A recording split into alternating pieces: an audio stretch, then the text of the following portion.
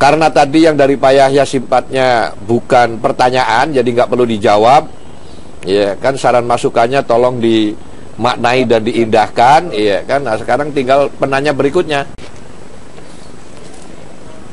Selamat siang pada rekan-rekan yang ada hadir di dalam diskusi siang hari ini, juga kepada teman-teman yang menyaksikan acara live streaming. Ada dua hal yang mau saya pertanyakan kepada Pak Lutfi. Secara umum, apa yang disampaikan oleh Pak Lutfi sebagai calon kepala daerah Kabupaten Cirebon, saya sangat tertarik dan kemudian melihat bahwa buah pikirannya sangat luar biasa. Tetapi yang pertama yang mau saya sampaikan adalah, di dalam target eksponensial itu, saya sebagai praktikal di dalam bidang konstruksi, ketika kita bicara waktu, dalam waktu yang sangat singkat, maka untuk mempercepat waktu ini kita harus menaruh segala sumber daya yang kita punya. Tidak lagi 1 tambah 1, tapi kalau perlu seluruh kebutuhan yang belum ada kita siapkan. Nah, yang menjadi pertanyaan saya adalah, sebagai Bapak Kepala Daerah, calon Kepala Daerah nanti kemungkinan menjabat sebagai Kepala Daerah, sumber daya Bapak salah satunya adalah birokrat, kepala-kepala dinas di bawah Bapak. Bagaimana bisa Bapak memilih kemudian mengelola birokrat-birokrat atau petugas kepala-kepala dinas di bawah Bapak ini bukan sebagai kepala dinas yang seperti yang sudah-sudah. Kalau kita lihat, kepala pimpinan itu selalu ketika memilih ada namanya rumors yang selalu beberapa kali juga terjadi dalam penangkap OTT KPK, yang mau menjabat ini store dulu. Kemudian yang menjabat ini harus sepemikiran dan sehati dengan kepala daerah. Walaupun menurut saya tidak sehati dan sepemikiran, belum tentu itu berseberangan dengan pola perjuangan Bapak. Jadi kekritisan mereka dalam melaksanakan tugas belum tentu sependapat atau mungkin menyenangkan Bapak, tapi secara kejujuran, kebersihan, dan all out dalam melaksanakan tugas fungsinya itu 100% Pak. Bagaimana Bapak memilih calon-calon kepala dinas Bapak nanti, pembantu-pembantu Bapak, untuk mendukung semua program-program Bapak, sehingga baik dari keinginan, cita-cita, harapan keuangan dan birokrat ini bisa bersinergi untuk kemudian mengakselerasi sehingga target Bapak pertumbuhan Kabupaten Cirebon yang eksponensial ini terwujud, Pak. Beberapa kali sebagai contoh, ASN ini kan butuh pemberdayaan kemampuan, Pak. Tapi kalau misalnya BKD-nya hanya mencalonkan orang-orang yang bisa memberi sesuatu, dalam tanda kutip, bukan prestasi, tapi uang yang di muka, atau mungkin pilihan politik dari kepala daerah, saya tidak yakin target Bapak untuk menciptakan peningkatan ekonomi di Kabupaten Cirebon secara eksponensial ini bisa terjadi. Karena pasti ada distorsi koruptif dari kepala dinas tersebut, Pak. Yang kedua, sebagai saya pelaku dalam dunia konstruksi di Kabupaten Cirebon, saya banyak bersinggungan dengan pengusaha-pengusaha besar yang membuka pabrik-pabrik di Kabupaten Cirebon. Mereka mengeluh dengan cara yang dan alasan yang sama, perizinan yang sangat rumit. Saya mengenal satu perusahaan besar di bidang otomotif, mengurus perizinan 3 tahun nggak kelar-kelar. Tanah sudah dibeli, perizinan ini diombang-ambingkan dengan waktu, yang menurut saya ini wasting time. Kalau bisa diselesaikan dengan cepat, mungkin dalam waktu 6 bulan, saya yakin 100% bahwa penyelenggaraan pemerintahan Bapak untuk menciptakan lapangan pekerjaan sebanyak-banyaknya bisa terkabul.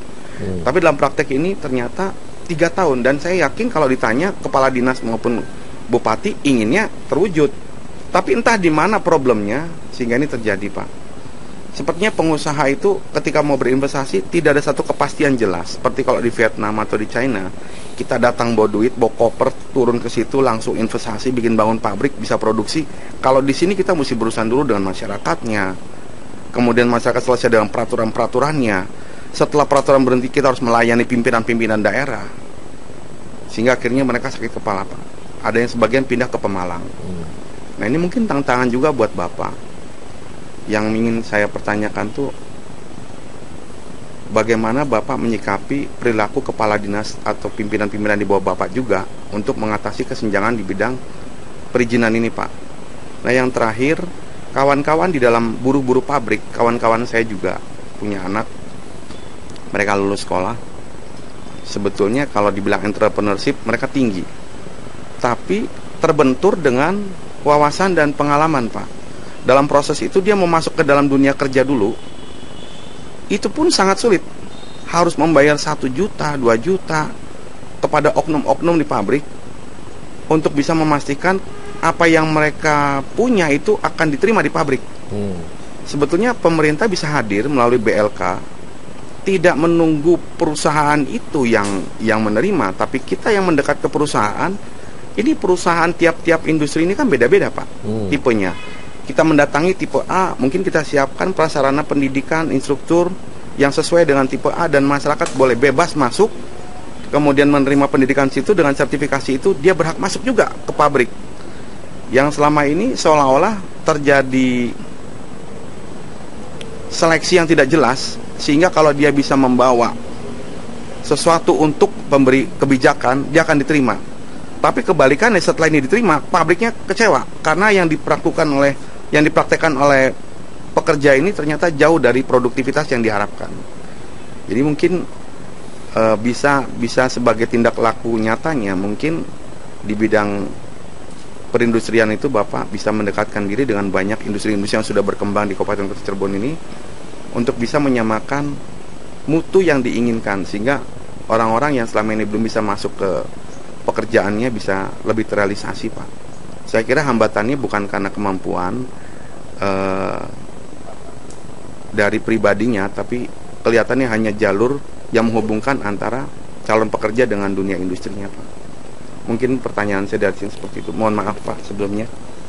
Oke, baik sekali. Jadi saya meramu apa yang disarankan Pak Yayat dan pertanyaan dari Mas Ucok. Emang sangat mendasar. Di manajemen yang paling mendasar pun Pak Lutfi ada 5M. Itu bukan mau limo, ya kan, tapi man, money, material, method, and machineries. Jadi mengkoordinir atau mengelola apapun, Pak Lutfi, nomor 1 dan utama itu adalah belanja orang. Makanya tadi Ucok menyampaikan kepala-kepala dinasnya harus beres, harus betul-betul orang yang cerdas dan soleh, orang-orang yang mumpuni. Dan saya koreksi sedikit, SDM itu tidak cukup. Yang lebih diperlukan untuk memanage sesuatu adalah MSD, yaitu manusia yang bersumber daya, bukan sumber daya manusia saja. Sumber daya manusia itu terkesan kuantitatif, seperti buru-buru di pabrik-pabrik dan lain sebagainya. Tapi di antara mereka harus ada MSD, yaitu manusia yang bersumber daya. Siapa itu mereka? Manusia yang visioner, mandiri, dan entrepreneurial. Inilah orang-orang yang dibutuhkan dalam pengelolaan daerah atau negara. Jadi saya ulangi, Pak Lutfi, apa yang disampaikan Pak Ucok, ya kan, betapa pentingnya memilah dan memilih kepala dinas. Jangan malah sebaliknya. Itu selama ini pemerintah di mana-mana, Cok, yang ada itu udah feodal primitif lagi, ya kan? Masa jabatan diputer-puter terus diduitin gitu loh. Gila, itu pemimpin macam apa itu?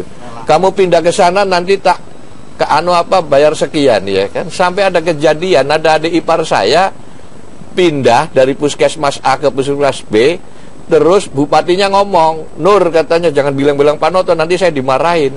Iya kan? Jadi dari puskesmas basah ke puskesmas kering. Nah, padahal adik saya itu lebih senang karena di puskesmas yang kering ini justru dekat dengan rumahnya.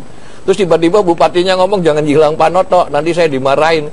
Malah saya nanya sama Nur, "Emang kamu kerjanya di mana, Nur?" "Kepala puskesmas." Wong saya aja baru tahu bahwa dia kepala puskesmas. Jadi jabatan diputer-puter, diperjualbelikan, coba Cok. Ini kan salah satu yang terjadi di mana-mana. Jadi saya ulangi, SDM memang penting, tetapi yang jauh lebih penting adalah MSD. Sumber daya manusia dibutuhkan, tapi yang lebih dibutuhkan adalah manusia yang bersumber daya, yaitu orang yang memang visioner dan entrepreneurial. Boleh tepuk tangan untuk ini. Dan pertanyaan Pak Ucok terakhir, Pak Wandi mau nanya nggak? Cukup? Kalau cukup, Pak Lutfi sebagai calon bupati Kabupaten Cirebon silahkan menjawabnya.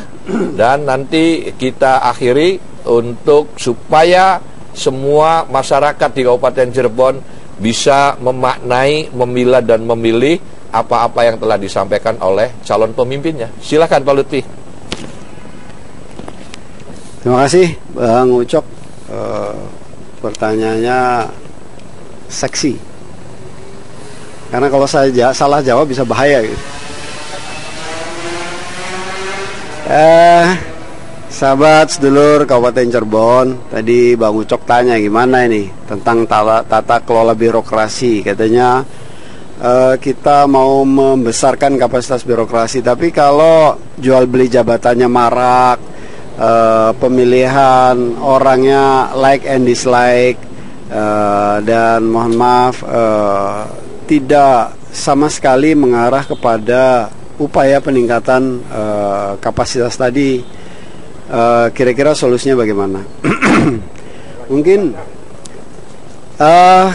ya itu salah satu ya, lelang jabatan. Yang pertama yang ingin kami sampaikan begini, kalau ikan itu busuk mulai dari kepalanya dulu. Pasti itu. Pasti ya. Artinya kalau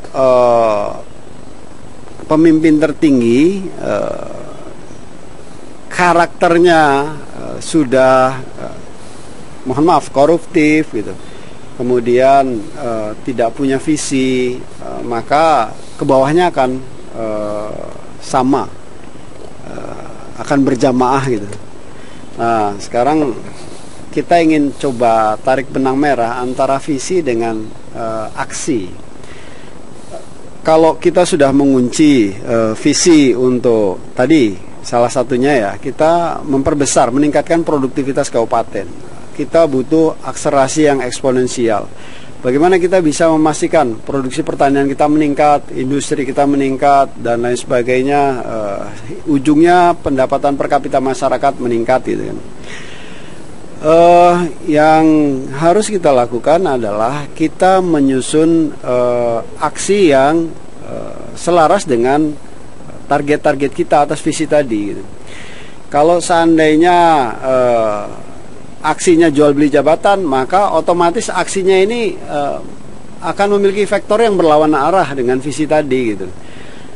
Kita harus memastikan peningkatan birokrasi, kapasitas birokrasi. Caranya gimana? Kita harus pilih orang-orang yang terbaik. Orang-orang terbaik ini bukan hanya punya kompetensinya baik, tapi dia punya militansi yang baik, dia punya tingkat keseriusan yang baik untuk menyelesaikan persoalan-persoalan yang ada di sektornya gitu. Masih banyak, mohon maaf ya, teman-teman birokrasi yang punya semangat untuk bekerja bersama tim besar, mewujudkan cita-cita besar gitu kan.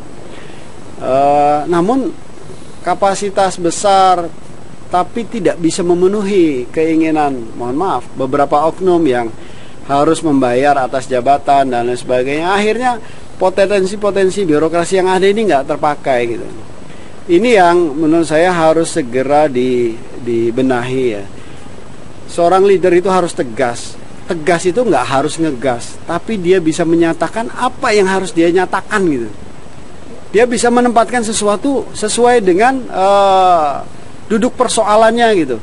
Jangan karena nggak enak sama si A, jangan karena ada dorongan misalnya mahar dan lain sebagainya, akhirnya dia tidak bisa bekerja sesuai dengan apa yang kita cita-citakan gitu. Jadi secara prinsip yang pertama ya, kita akan pastikan seluruh birokrasi memahami visi. Nah, ini yang paling mudah ini. Kalau kita datang ke BJB, datang ke bank-bank besar lainnya gitu, begitu masuk security-nya langsung bilang, selamat pagi Bapak, apa yang bisa kita bantu dan seterusnya, sangat humanis gitu. Kenapa satpamnya bisa berlaku seperti itu? Karena dia paham visi perusahaan, dia paham bagaimana cara membantu perusahaan untuk mencapai visinya. Sekarang kalau kita nggak memahamkan semua shareholder birokrasi terhadap visi dan bagaimana cara terbaik untuk mencapai visi itu, ya maka ini tidak akan bekerja secara sinergi dan simultan untuk memperjuangkan visi itu.